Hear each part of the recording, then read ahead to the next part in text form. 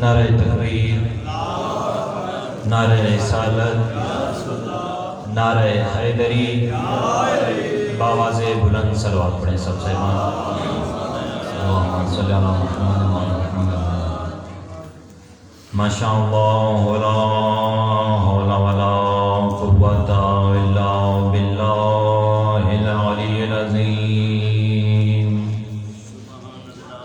رب اشرح لی صدری ویسر لی امری واحلل عقدۃ من لسانی یفقہوا قولی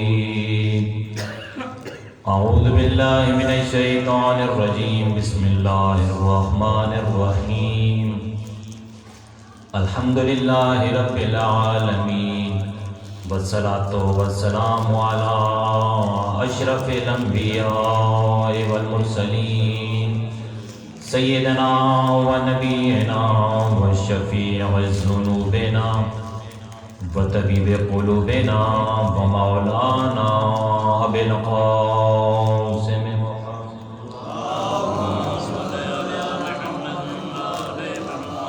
ثم الصلاة والسلام على اہل بیتہ الطیبین الطاہرین المعصومین ورحمۃ اللہ علی احبابہم وشیعتہم وموالیہم اجمعین ولعنۃ اللہ علی اعدائہم ملعونین اما بعد فقد قال رسول اللہ صلی اللہ علیہ وآلہ وسلم یا علی انت وشیعتک هم الفائزون صلوات پڑھیں سب صاحبان میں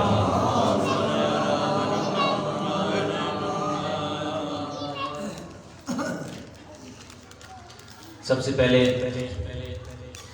اس مالک لم یزل کی بارگاہ میں دعا کرتا ہوں کہ مالک اللہ آپ تمام مومنین کا اس مقام پر اس مجلس اعزاں میں چل کر آنا اور جس مومنین نے اس مجلس اعزاں کے انعقاد کے لیے جتنی بھی کوششیں کی ہیں مالک اللہ آپ سب کی ان کاوشوں کو اپنی بارگاہ میں منظور و مقبول فرمائے۔ آپ مومنین جو حاجات اپنی دلوں میں رکھتے ہیں مالک اللہ وہ تمام حاجات اپنی بارگاہ میں منظور و مقبول فرمائے۔ مالک اللہ عزادار اور عزاداری کی محافظت فرما۔ میں مالک جو دشمنان عزاداری ہیں اگر قابل ہدایت ہیں تو ہدایت عطا فرما، اگر قابل ہدایت نہیں تو ان کے نجس وجود سے اپنی زمین کو پاک فرما۔ مالک اللہ اس عزاداری کے حقیقی وارث امام العصر امام زمان اجل اللہ فرجہ الشریف کا جل ظہور فرما۔ جو میرے دو ذمے دعائیں مومنین نے لگائیں مالک اللہ وہ سب دعائیں اپنی بارگاہ میں منظور مقبول فرما۔ تمام تر دعاؤں کی قبولیت کے لیے سب صاحبان مل کر صلوات پڑھیں۔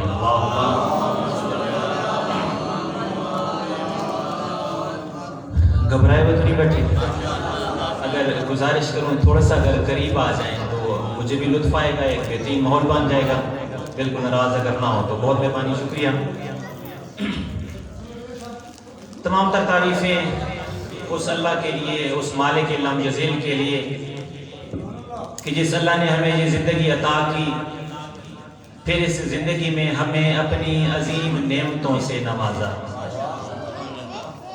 اس اللہ کا شکر ہے کہ اس اللہ نے ہمیں کامیاب زندگی گزارنے اور آخرت کی نجات کے لیے آل محمد جیسے رہبر عطا کیے۔ یہ تحفہ الہی ہے، یہ ہدیہ پروردگار ہے، یہ نعمت خداوندی ہے، اور اس ہدیہ پروردگار پر جتنا شکر ادا کیا جائے کم ہے، بلکہ یوں کہوں زندگی تمام ہو جائے اس نعمت ولایت و محبت و مودت اہل بیت کا حق شکر ادا نہیں ہو سکتا۔ اور میں کہا کرتا ہوں کہ ناز کیا کریں اور فخر کیا کریں کہ اللہ نے ہمیں آل محمد جیسے عظیم رہبر عطا کیے۔ اور میں یہ بھی کہا کرتا ہوں کہ جب بھی کبھی گوشہ تنہائی پہ بیٹھنے کا موقع ملے، جب بھی آپ صاحبان آپ مومنین اکیلے بیٹھے ہوں، جہاں پہ آپ کو سننے والا صرف اللہ ہو، جہاں پہ آپ کو دیکھنے والا صرف اللہ ہو، اپنے گریبان میں یہ جھانک کر ضرور سوچنا کہ اگر اس کریم اللہ نے ہمیں آل محمد کی غلامی عطا نہ کی ہوتی، نہ جانے کس کس بھکاری کے در پہ غلامی کرنا پڑتا۔ یہ اس کریم اللہ کا ہم پہ احسان ہے کہ اس اللہ نے ہمیں آل محمد کی غلامی عطا کی۔ یہ اس کریم اللہ کا ہم پہ احسان ہے، اس اللہ نے ہمیں ان ہستیوں کی محبت عطا کی کہ جو ان ہستیوں کا ہو جائے جنت ان کا مقدر بن جاتی ہے۔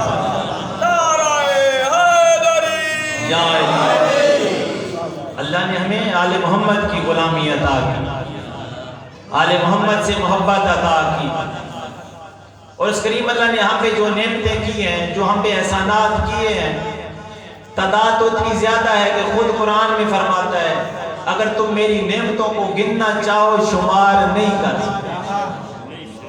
اس اللہ نے ہمیں یہ وجود عطا کیا، یہ اس کی نعمت۔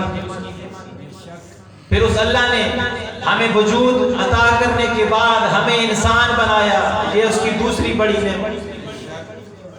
اللہ اگر چاہتا ہمیں کسی مخلوق کی شکل میں پیدا کر سکتا تھا، پرندے بنا سکتا تھا، درندے بنا سکتا تھا، جانور بنا سکتا تھا، کسی بھی مخلوق کی شکل میں پیدا کرنا چاہتا کر سکتا تھا، ہمارا کوئی زور نہیں چلنا تھا۔ یہ اس کریم اللہ کا ہم پہ احسان ہے کہ اس اللہ نے ہمیں وجود عطا کرنے کے بعد انسان بنایا۔ پھر انسان بنانے کے بعد تیسری بڑی نعمت یہ عطا کی، اس اللہ نے ہمیں صحیح و سالم پیدا کیا۔ اس اللہ نے ہمیں صحت عطا کی، وہ چاہتا ہمیں ناقص الاعضاء بنا سکتا تھا، ہمیں ہاتھ نہ دیتا، ہمیں پاؤں نہ دیتا، ہمیں صحت نہ دیتا، ہم کچھ نہ کر سکتے۔ یہ اس کریم پروردگار کا ہم پہ احسان ہے، اس نے ہمیں وجود عطا کرنے کے بعد انسان بنایا، انسان بنانے کے بعد ہمیں صحیح و سالم پیدا کیا۔ پھر چوتھی بڑی نعمت اس اللہ نے ہمیں یہ عطا کی کہ اس اللہ نے ہمیں کلمہ گو کے گھر پیدا کیا۔ اللہ چاہتا ہمیں عیسائی بنا دیتا، کسی ہندو کو گھر پیدا کر دیتا، کسی سکھ کے گھر پیدا کر دیتا، کسی یہودی کے گھر پیدا کر دیتا، اور بڑی مشکل ہوتی ہمارے لیے کہ ہم تحقیق کرتے، غور و فکر کرتے، پتہ نہیں کر بھی پاتے کہ نہیں۔ بڑی مشکل ہوتی تحقیق کر کے ہم راہ حق پہ آتے۔ یہ اس اللہ کا احسان ہے، ہمیں وجود عطا کرنے کے بعد انسان بنایا، انسان بنانے کے بعد صحیح و سالم بنایا۔ یہ اس کریم اللہ کی چوتھی بڑی نعمت ہے کہ اس اللہ نے ہمیں انسان بنانے کے بعد ایسی ماں کی آغوش عطا کی، ماں کی گود میں آتے ہی کانوں سے اللہ اکبر کی آواز آئی۔ بے شمار نعمتیں ہیں اللہ کی جن کو شمار کرنا ممکن ہی نہیں۔ ہمیں وجود عطا کیا، یہ اس کی نعمت۔ انسان بنایا، یہ اس کی نعمت۔ صحیح و سالم پیدا کیا، اس کی نعمت۔ مسلمان بنایا، اس کی نعمت۔ یہ دن یہ رات اس کی نعمت، یہ زمین اس کی نعمت، یہ آسمان اس کی نعمت، یہ زمین و آسمان کے درمیان فضا اس کی نعمت، یہ درخت، یہ پہاڑ، یہ ہر چیز اس کی نعمت، یہ بارش کا برسنا اس کی نعمت، یہ بارش کا رکنا اس کی نعمت، یہ سورج، یہ چاند، یہ ستارے اس کی نعمت، یہ موسموں کا بدل بدل کر آنا اس کی نعمت، یہ پھلوں کا بدل بدل کر آنا اس کی نعمت۔ ہاں اللہ نے اس کائنات کی ہر شے کو نعمت بنا کر بھیجا، مگر اس ممبر کے تقدس کی قسم، جہاں اس اللہ نے کائنات کی ہر شے کو نعمت بنایا، وہاں اس کی سب سے بڑی نعمت یہ ہے کہ اس کریم اللہ نے ہمیں آل محمد سے محبت عطا کی۔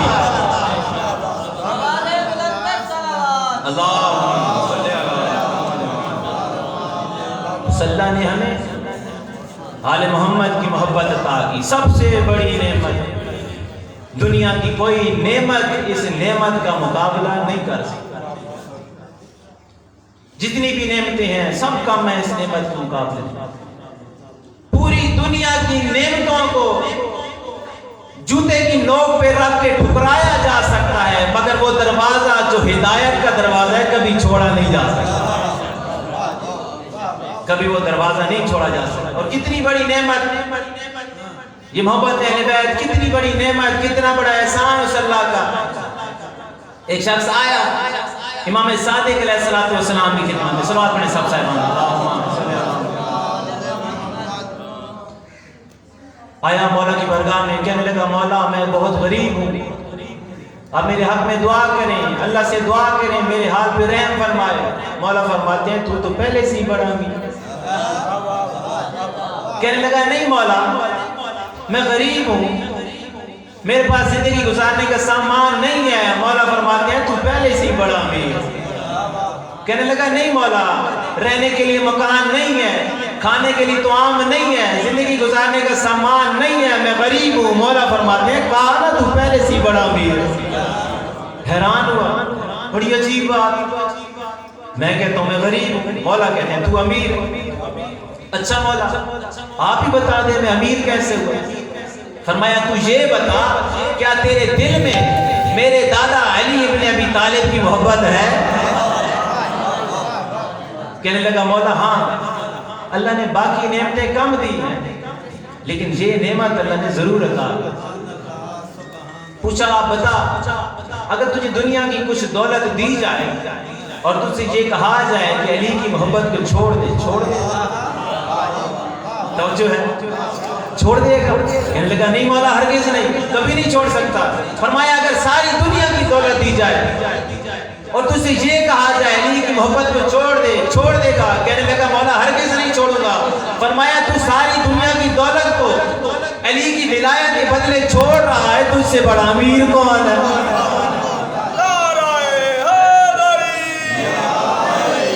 سب سے بڑی سعادت، سب سے بڑی نعمت، سب سے بڑا احسان اللہ کا علی کا شیعہ، اور کتنا بڑا اعزاز ہے۔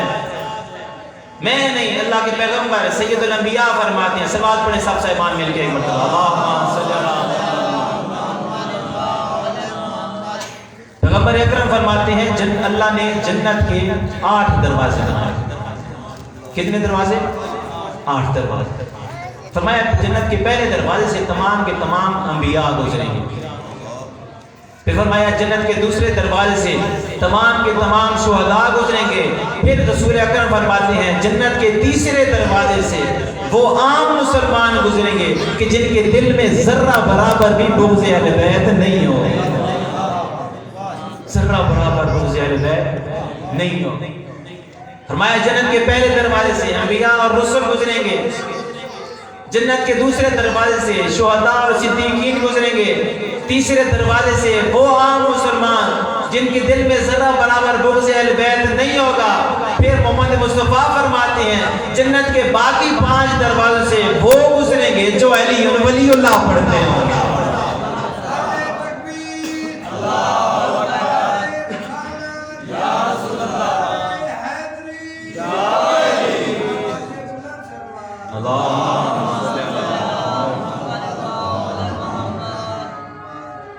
اذان کے احترام میں خاموشی کر لیں تھوڑی دیر کے لیے۔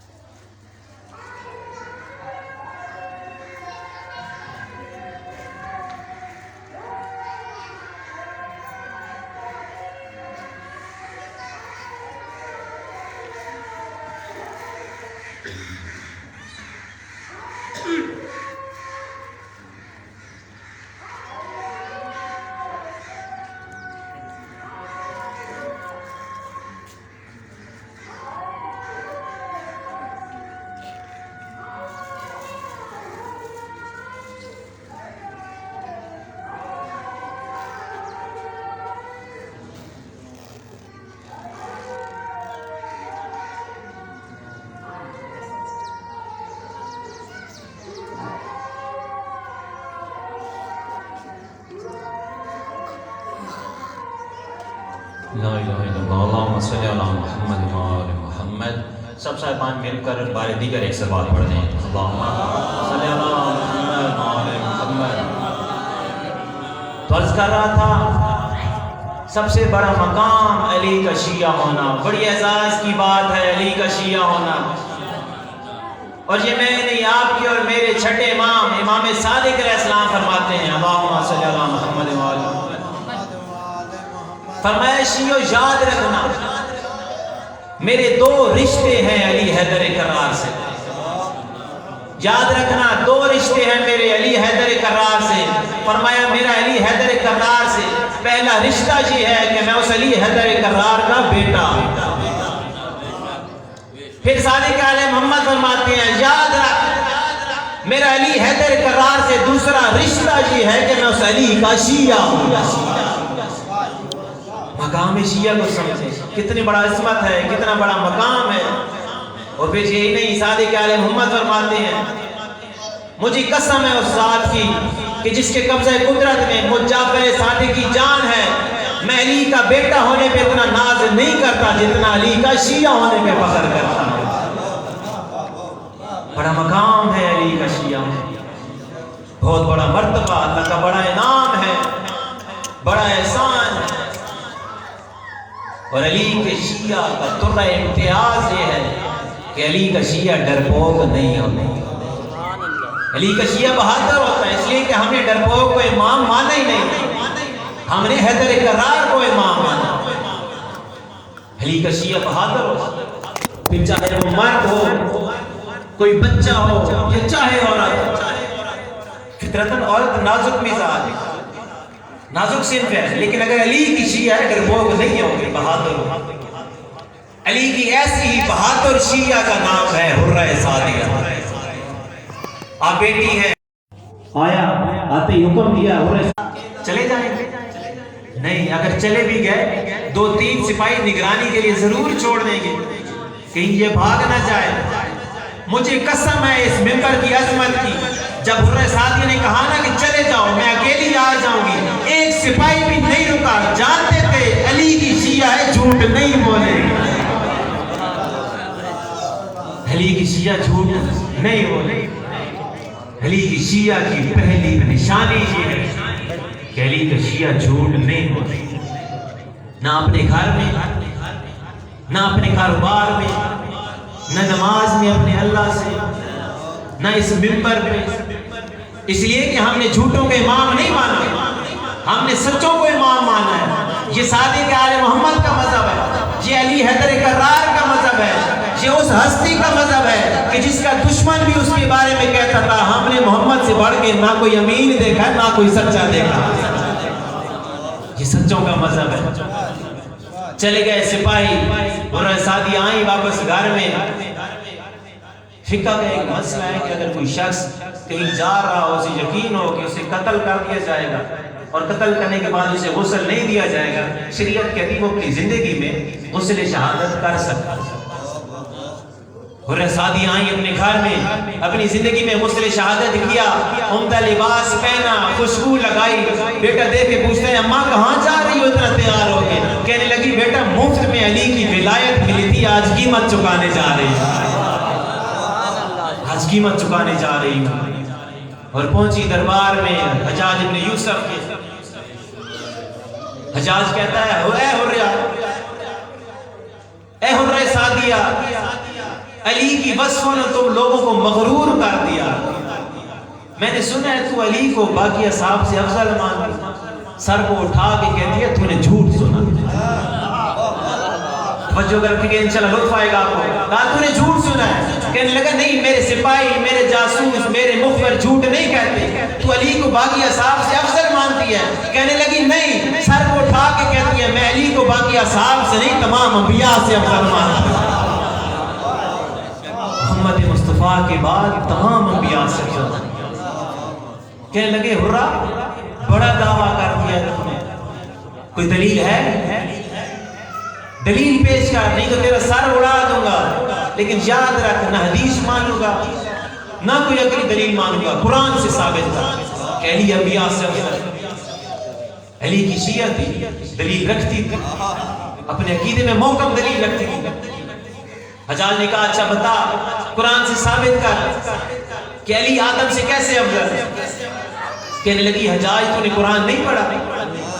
کہنے لگا پڑھا ہے لیکن کوئی آیت ایسی نہیں جو یہ ثابت کرے کہ علی آدم سے افضل.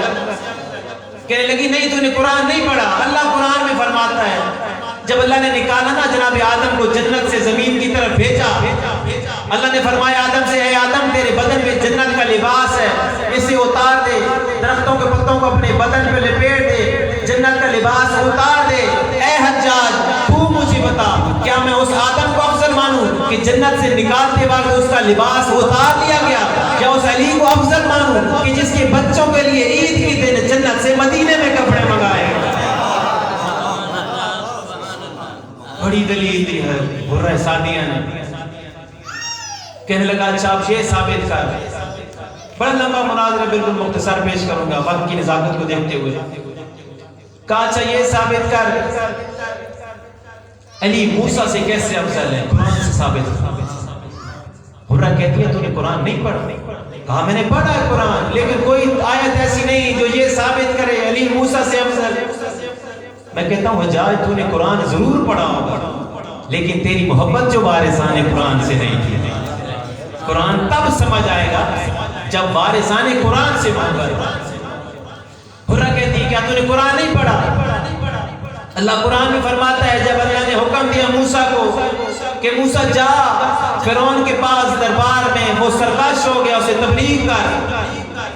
موسیٰ کہتے ہیں پروردگار میں نے ان کا ایک آدمی قتل کیا تھا, میں ڈرتا ہوں مجھے مار نہ دے. اے اللہ تو میرے بھائی ہارون کو نبوت عطا کر, میرا جانشین بنا, میں ڈرتا ہوں مجھے قتل نہ کر دے.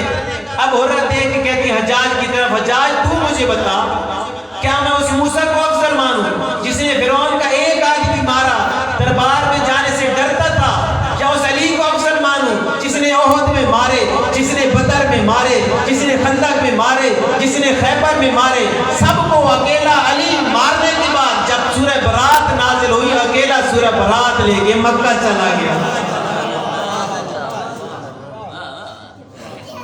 پھر پوچھتا ہے حجاج آپ چچا آپ ثابت کر کہ علی عیسیٰ سے کیسے افضل ہے.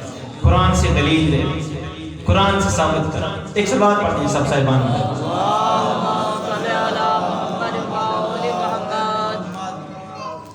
کہا ثابت کروں گی علی کی شیعہ ہوں, دلیل رکھتی ہوں, ثابت کروں گی کہ علی عیسیٰ سے افضل. کہنے لگی حجاج تو نے قرآن نہیں پڑھا.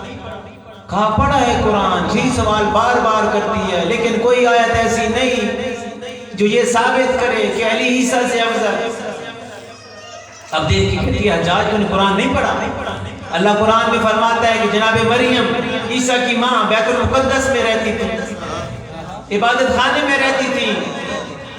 فرمایا حجاج جب ان کی جناب عیسیٰ کی ولادت کا وقت آیا اللہ نے جناب مریم سے فرمایا اے مریم یہ عبادت خانہ ہے, یہ میرا پاک گھر ہے, اس گھر سے نکل جا, خود باہر چلی جا, کھجور کے درخت کے نیچے عیسیٰ کو جنم دے. اے حجاج تو مجھے بتا کیا میں اس عیسیٰ کو افضل مانوں کہ جس کی ولادت کی بات اس کی ماں کو خانہ خدا سے نکالا گیا, یا اس علی کو افضل مانوں جس کی آمد کے بعد اس کی ماں کو کعبہ میں بلایا گیا. دلیلیں دی, ثابت کیا. اور پھر وہ وقت آیا کہ جناب فاطمہ بنت اسد آئی خانہ خدا کے قریب. حالت یہ تھی, جناب عباس روایت کرتے ہیں, کہتے ہیں میں نے دیکھا کہ اس نور کی عظمت کی وجہ سے بی بی کا بدن کانپ رہا تھا. اس نور کی عظمت کی وجہ سے بی بی کا بدن کانپ رہا. آئی اپنے ہاتھوں کو دعا کے لیے بلانے کیا. فرماتی ہیں پروردگار میں تجھ پہ ایمان رکھتی ہوں. جملہ سنی گا جو لوگ کہتے ہیں کہ امیر کائنات کے والدین کافر تھے نعوذ باللہ. بی بی فرماتی ہے اے اللہ میں تجھ پہ ایمان رکھتی ہوں, میں تیرے انبیاء پہ بھی ایمان رکھتی ہوں, میں تیرے اس گھر پہ بھی ایمان رکھتی ہوں. اے اللہ میں تیری اس نشانی پہ بھی ایمان رکھتی ہوں جو ابھی کعبے میں آنے والا ہے. فاطمہ بنت اسد علی اپنی ماں کے بھی ایمان, اتنی عظمت کی مالکن ہونے کے باوجود علی کو اپنا امام کہتی ہے. پھر مزید دعا فرمائی، اے اللہ میں تجھے واسطہ دیتی ہوں تیری عزت و عظمت کا. اے اللہ تجھے اپنی عزت و عظمت کا واسطہ، تجھے اس گھر کی عزت و عظمت کا واسطہ میری مشکل آسان کر. اے اللہ میں تجھے واسطہ دیتی ہوں اس مولود کا جو مجھ ماں کو تسلیاں دیتا ہے. ابھی دنیا میں آئے نہیں لیکن ماں کو تسلیاں دیتے ہیں. ماں گھبرا نہیں، حوصلہ کر. جناب عباس کہتے ہیں میں نے دیکھا دیوار پھٹی، میں ڈر گیا. بی بی ڈرنے کے باوجود بی بی ڈری نہیں، کعبے کے اندر داخل ہوئی. یہاں پہ ایک سوال کرنا چاہوں گا. اب پڑھے لکھے حضرات بیٹھے ہیں، جانتے ہوں گے میں تو ادنا سا طالب علم سبق سنانے کی کوشش کر رہا ہوں. خانہ کعبہ کی چابی کس کے پاس؟ خانہ کعبہ کا جو دروازہ، اس کا تالا، اس کی چابی کس کے پاس تھی؟ جناب ابو طالب سردار تھے، ان کے پاس چابی تھی. اچھا پہلی بات تو یہ کہ بی بی جس حالت میں تھی چاہیے تھا گھر میں رہتی. پتہ نہیں کیا سمجھ رہے ہیں، میں کچھ سمجھانے کی کوشش کر رہا ہوں، اگر توجہ رکھیں گے میرے ساتھ چلیں گے تو. گھر تھی، گھر میں رہتی اس حالت میں. چلیے اگر گھر سے باہر آئی کعبہ کی طرف جا رہی تھی، ابو طالب سے کہہ دیتی چابی دو میں کعبہ میں جا رہی. میں کہتا ہوں کعبے کی چابی تب مانگتی نا جب اپنی مرضی سے جا رہی ہوں. بی بی کعبہ میں اپنی مرضی سے نہیں گئی، کعبہ میں بلایا گیا بی بی. اور پھر روایات کے جملے، دیوار پھٹی، بی بی اندر گئی. اور برادران سنت کی روایت پیش کرنے لگا ہوں. وہ نقل کرتے ہیں کہ بی بی کعبے میں جب داخل ہوئی، بی بی جس بت کے قریب سے گزرتی بت جھکتے نظر آتے. میں کہوں کیوں نہ جھکتے؟ جانتے تھے آج کعبے میں بتوں کو توڑنے والا آ رہا ہے، انہی بتوں کو توڑنے والا. اور پھر وقت گزرا، 3 دن لوگ باہر کھڑے رہے انتظار میں کب فاطمہ بنت اسد باہر آئیں، ان سے پوچھیں کیا ماجرا ہوا. اور یہاں پہ ایک اور جملہ کہتا جاؤں. جو لوگ جغرافیہ سے تعلق رکھتے ہیں، محققین یہ کہتے ہیں کہ پوری دنیا میں اگر کسی چیز کو مرکز بنایا جائے تو وہ کعبہ بنتا ہے. پوری دنیا کا سینٹر کعبہ بنتا ہے. پوری دنیا کا مرکز وہ جگہ ہے جہاں کعبہ ہے، اور کعبے کا مرکز وہ جگہ ہے جہاں علی تشریف لائے. علی مرکز ہے کائنات کا. اور پھر آئیں بی بی 3 دن کے بعد باہر کعبے سے. جناب رسول خدا آگے بڑھے، اماں بلاتے تھے جناب فاطمہ کو. پوچھا اماں کیسا حال ہے بچے کا؟ کہنے لگی محمد نہایت ہی نورانی چہرہ ہے. فرمایا نور چھلک رہا ہے اس کے بدن سے، لیکن ایک مسئلہ ہے، 3 دن ہو گئے نہ کچھ کھایا پیا نہ آنکھیں کھولی. پیغمبر اکرم فرماتے ہیں مجھے دو. علی کو اٹھایا اپنے ہاتھوں پہ. علی جو ہی گود میں آئے پہلی نظر ڈالی محمد مصطفیٰ کے چہرے پہ. پہلی نظر ڈالی مصطفیٰ کے چہرے پہ. مصطفیٰ مسکرا کے فرماتے ہیں اے علی تو نے اپنی پہلی نظر کے لیے مجھے مخصوص کیا، میں علم الہی کے لیے تجھے مخصوص کر رہا ہوں. میں علم الہی کے لیے تجھے مخصوص کر رہا ہوں. پھر پیغمبر اکرم نے غذا کے طور پر اپنی زبان دی علی ابن ابی طالب کے منہ میں. لعاب پیغمبر کو چوسا، پہلی غذا لی. اس لعاب کا یہ اثر تھا کہ وہ 3 دن کا بچہ جسے دنیا بچہ سمجھ رہی تھی، پیغمبر اکرم سے فرماتے ہیں اے محمد اگر آپ کہیں تو تورات سناؤں. اے محمد آپ کہیں تورات سناؤں. اے محمد آپ کہیں زبور سناؤں، انجیل سناؤں. میں کہتا ہوں مولا اگر یہیں تک کہہ دیتے نا تب بھی بڑی عظمت تھی کہ 3 دن کا بچہ یہ کہہ رہا ہو کہ تورات سناؤں، زبور سناؤں، انجیل سناؤں. مگر یہ عظمت ہے امیر کائنات کی. نزول قرآن ابھی شروع نہیں ہوا، 10 سال باقی ہیں نزول قرآن میں، مگر علی مرتضیٰ پیغمبر کی طرف دیکھ کے فرماتے ہیں اے محمد اگر آپ فرمائیں تو میں قرآن سناؤں. 10 سال باقی ہیں نزول قرآن کہ پیغمبر کو فرماتے ہیں محمد آپ کہیں تو میں قرآن سناؤں. اور پھر علی مرتضیٰ نے قرآن کی سورہ مبارکہ مومنون کی 11 آیتوں کی تلاوت کی. فرمایا بسم اللہ الرحمن الرحیم قد افلح المؤمنون، کامیاب ہو گئے وہ لوگ جو مومن ہیں، فلاح پا گئے وہ لوگ جو ایمان والے ہیں، کامیاب ہو گئے مومن۔ پیغمبر اکرم مسکرا کے علی کی طرف دیکھ کے فرماتے ہیں علی جانتے ہو وہ مومن جو کامیاب ہوں گے وہ تیری وجہ سے کامیاب ہوں گے۔ ایک سے بات پڑھ دیجیے سب سے ایمان میں۔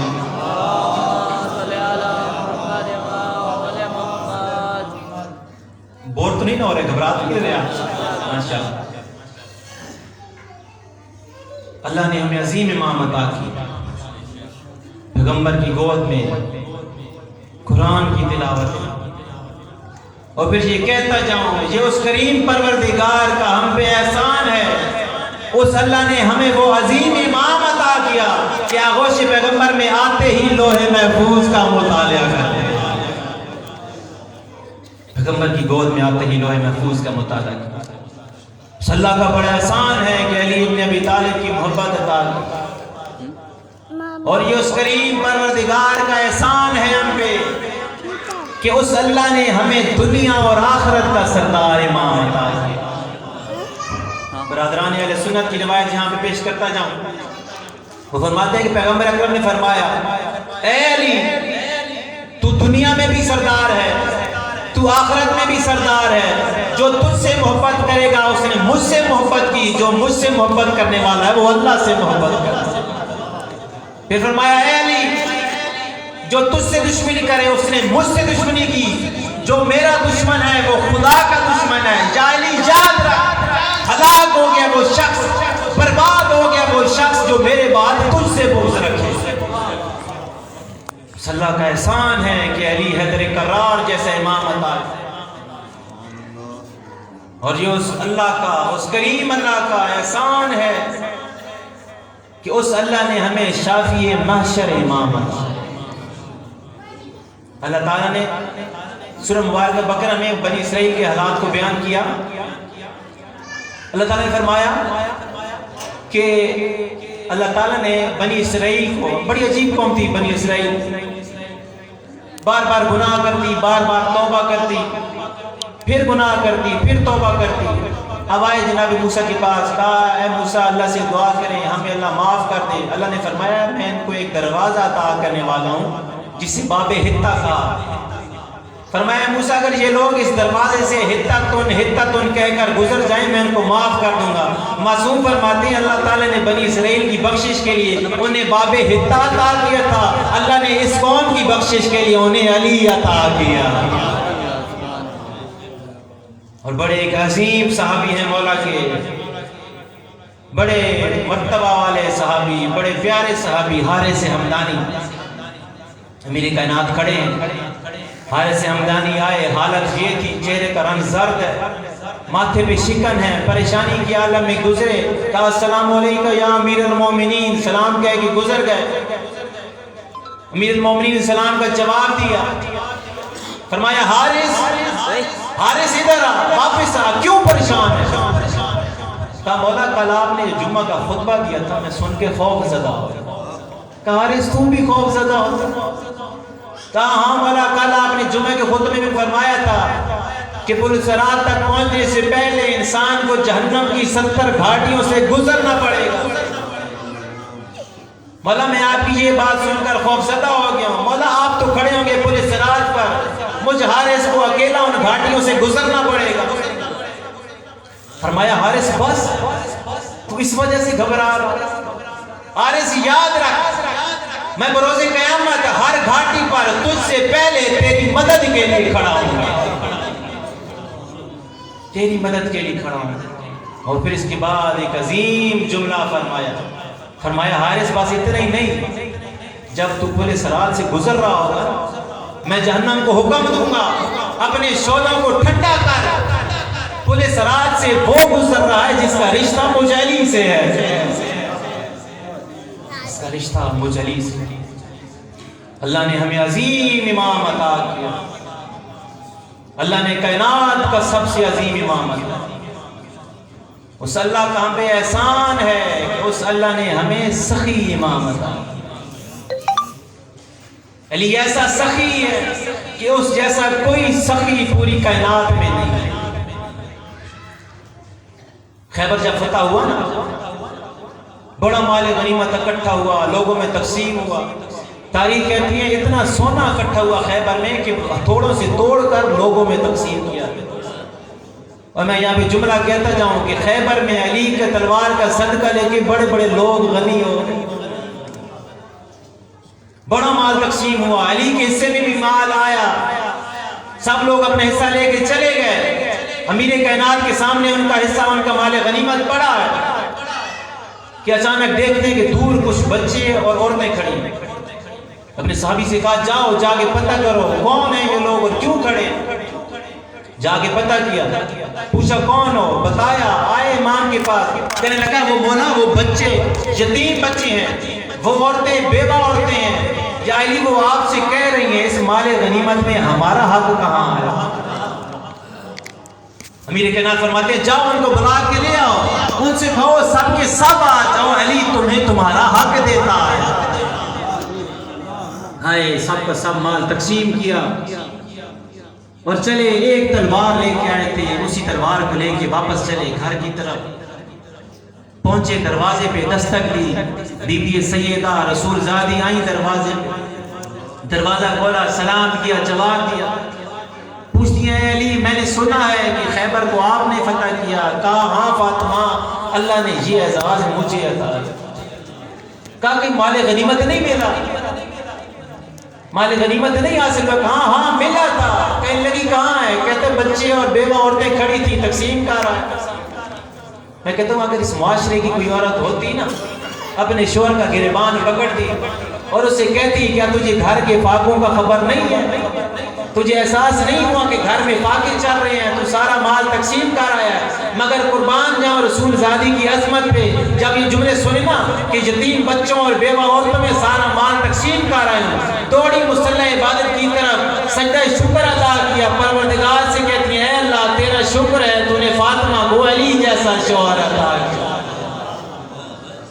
تو نے فاطمہ کو علی جیسا شوہر عطا کیا۔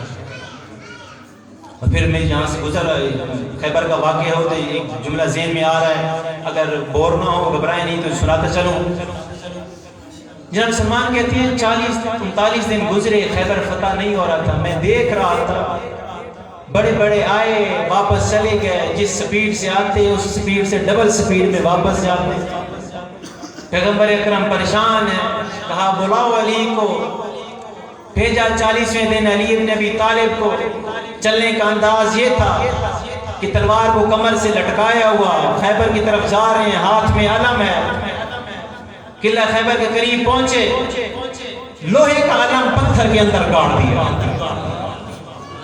جب دیکھا نا حارث نے، مراد کے بھائی حارث نے، گھبرا گیا۔ نجومی کہتا ہے گھبرا نہیں، میں علم نجوم کو جانتا ہوں، آسمان میں ایک برج ہے، اس کے سامنے جب فلاں سیارہ آ جائے، فلاں ستارہ آ جائے، پتھر لوہے کے لیے موم ہو جاتا ہے۔ یہ اس برج کا کمال۔ ولایت کے کانوں پہ دشمن کی آواز پہنچی، امیر کائنات نے لوہے کے علم کو پتھر سے نکالا، دوسرے پتھر میں گاڑا، دوسرے سے نکالا، تیسرے پتھر میں گاڑا، تیسرے سے نکال کے چوتھے پتھر میں گاڑا، گاڑتے گئے۔ جب 7ویں پتھر میں گاڑا نا، وہ نجومی حارث سے کہتا ہے خبردار ہو جا، میں تجھے خبردار کر رہا ہوں، یہ اس برج کا کمال نہیں ہے، یہ علی کا کمال ہے۔ میں دیکھتا ہوں جب یہ علم میں پتھر ڈالتا ہے ستارہ برج کے سامنے آ جاتا ہے، جب نکالتا ہے ستارہ ہٹ جاتا ہے۔ اللہ نے ہمیں عظیم امام عطا کیا۔ بس عزادارو، جتنی عظمت کا مالک تھا یہ گھرانہ، اتنا ہی لوگوں کے ظلم کا شکار ہوا۔ علی حیدر کرار کا وہ لال جب نکلا گھر سے اپنے بابا علی کے مشن کو لے کر، اپنے نانا مصطفیٰ کے مشن کو لے کر، تو گھر سے نکلتے ہوئے فقط یہ فرمایا تھا میں کسی فساد کے لیے نہیں جا رہا، میں تو امت کی اصلاح کے لیے جا رہا ہوں۔ وہ حسین جو امت کی اصلاح چاہتے تھے، ہائے افسوس اسی امت نے نہ حسین کو زندہ چھوڑا، نہ اس کے پردہ کو چین لینے دیا۔ جناب آدم جب رو رو کے دعائیں کر رہے تھے نا اللہ سے، پروردگار مجھے معاف کر، بڑا وقت گزرا، لمبا عرصہ گزر گیا، رو رو کے دعائیں کر رہے تھے، بڑا رو رہے تھے، دعائیں کی۔ اچانک جبرائیل آئے، کہنے لگے اے آدم تو چاہتا ہے کہ اللہ تیری دعا کو قبول کرے؟ کہنے لگا ہاں، میں اللہ کی بارگاہ میں توبہ کرنا چاہتا ہوں، میں چاہتا ہوں اللہ دعا قبول کرے۔ فرمایا اے آدم اللہ نے یہ 5 نام عطا کیے، ان کے صدقے سے دعا مانگ، اللہ تیری دعا کو قبول کرے گا۔ دعا مانگی، پھر پروردگار کی طرف فرماتے ہیں اے اللہ یہ کیسا عجیب ہے، میں جب محمد کا نام لیتا ہوں مجھے خوشی ملتی ہے، میں جب علی کا نام لیتا ہوں مجھے بلندی کا احساس ہوتا ہے، میں جب فاطمہ کا نام لیتا ہوں میری آنکھیں شرم سے جھک جاتی ہیں، مگر اے اللہ یہ حسین کون ہے، جب بھی نام لیتا ہوں آنکھوں سے آنسو جاری ہو جاتے ہیں، آنکھوں سے آنسو جاری ہو جاتے ہیں۔ اللہ نے فرمایا ہے آدم یہ تیرے آخر نبی کا سب سے چھوٹا نواسا ہے، جسے کربلا میں 3 دن کا بھوکا پیاسا ذبح کر دیا جائے۔ اٹھایا ہوا پیار فرما رہے ہیں امام حسین سے، اچانک پیار کرتے کرتے رو پڑے۔ بیٹی فاطمہ نے دیکھا نا تو دوڑی بابا کی طرف، بابا کیوں روتے ہیں؟ کہا فاطمہ وجہ پوچھنا چاہتی ہو تو علی کو بھی بلاؤ حسن کو بھی بلاؤ۔ آئے جب سب علی سے فرمایا فاطمہ کا ہاتھ پکڑ لو، فرمایا بیٹی میں رو اس لیے رہا تھا، میں جب حسین کو پیار کر رہا تھا، جب اس کی لبوں کا بوسہ دیا نا جبریل نے آ کے مجھے خبر دی اے محمد یہ تیرا وہ لال حسین ہے جس کو 3 دن کا پیاسا کربلا میں ذبح کیا گیا۔ چیخی بی بی روئی، کہا بابا آپ اس وقت کہاں ہوں گے؟ کہا فاطمہ سننا چاہتی ہے تو سن، جب حسین کو ذبح کیا جا رہا ہوگا نہ میں ہوں گا نہ تو ہوگی نہ اس کا باپ علی، اور پھر وہ وقت آیا مظلوم کربلا جب سب کو شہید کروا بیٹھے، آئے خیام میں ودا کرنے کے لیے۔ جب خیام میں داخل ہوئے بیویاں روئیں چلائیں، خیام میں کوہرام بپا ہوا، قیامت کی مثل تھا وہ منظر، بیویاں جان گئیں۔ اب ان کا آخری سہارا حسین بھی شہید ہونے کے لیے جا رہا، ودا کیا مسکرات سے۔ آئے میدان میں، تاریخ کہتی ہے حسین مظلوم کربلا نے اتنی عظیم جنگ کی کہ جس کی کوئی مثال نہیں ملتی۔ حسین بڑھ کے حملے کرتے جا رہے تھے، جب ظالموں نے یہ دیکھا نا کہ حسین کی ہمت ابھی ختم نہیں ہوئی، کہا سب مل کے حملہ کرو، سب کا حکم آیا، سب نے تیر برسائے، حسین کا بدن چھلی ہو گیا۔ تاریخ میں آتا ہے کہ بعض حملے مظلوم کربلا کے اتنے سخت تھے، فرمایا کہ ایک مرتبہ ایک حملے کے دوران مقام ذوالکفل تک دشمنوں کو لے گئے، جو اس مقام سے 12 میل کے فاصلے پر تھا۔ جب قدرت نے یہ منظر دیکھا نا کہ حسین بڑی جرأت سے لڑ رہا ہے، غیب سے آواز آئی یا ایھا الذین آمنوا اوفوا بالعقود، اے حسین اپنے وعدے کو وفا کر۔ حسین نے تلوار کو نیام میں ڈالا، ہاتھ پہ ہاتھ رکھ کے بیٹھ گیا۔ ظالموں نے دیکھا، کہا حسین بے بس ہو گیا، حسین تھک گیا ہے، حملہ کرو اس پہ۔ سب بڑے حملہ کرنے کے لیے، بڑے بھرپور حملے کیے۔ تاریخ کہتی ہے مظلوم کربلا کے بدن پر تقریباً 2000 زخم لگے۔ میں کہتا ہوں یہ اندازہ غلط، یہ اندازہ اس لیے غلط ہے، مظلوم کربلا کو ایک ایک زخم کے اندر کئی زخم لگے۔ مظلوم کربلا بیٹھے گھوڑے کے زین پہ ہاتھ رکھ کے، ایک ظالم بڑا پتھر اٹھایا، مارا حسین کی طرف، پھینکا، لگا پیشانی پہ، خون کا فوارہ نکلا۔ حسین نے چاہا کہ کرتے کے دامن سے خون کو صاف کرے، پیشانی کو صاف کرے۔ ابھی لے کے جا رہے تھے کہ ظالم آگے بڑھا، 3 نوک والا تیر مارا حسین کے سینے میں پیوست کر۔ تیر اتنا زور سے لگا کمر کی طرح سے نکلا۔ حسین نے بڑی کوشش کی تیر کو کھینچنے کی، نہ کھینچ سکے، جھکے پشت کے بل تیر کو باہر نکال۔ اور پھر ایک ظالم بڑا اتنا زور سے نیزہ مارا مظلوم کربلا کہ مظلوم کربلا زین پہ سنبھل نہ سکے، آئے زمین پہ، بالکل آخری جملہ، آئے زمین پہ مظلوم کربلا، اٹھے چند قدم چلے گر گئے، پھر اٹھے چلنے کی کوشش کی پھر گر گئے، پھر اٹھے چند قدم چلتے ہیں پھر گر جاتے ہیں۔ مظلوم کربلا بار بار اٹھتے ہیں چلتے ہیں پھر گر جاتے ہیں۔ میں کہتا ہوں مظلوم جو بار بار گرتے تھے نا، یہ کمزوری کی وجہ سے نہیں تھا. مظلوم کربلا جب چند قدم چلتے کوئی تلوار مارتا گر جاتے، کوئی نیزہ مارتا مظلوم گر جاتے. اللہ لعنت اللہ علی القوم الظالمین.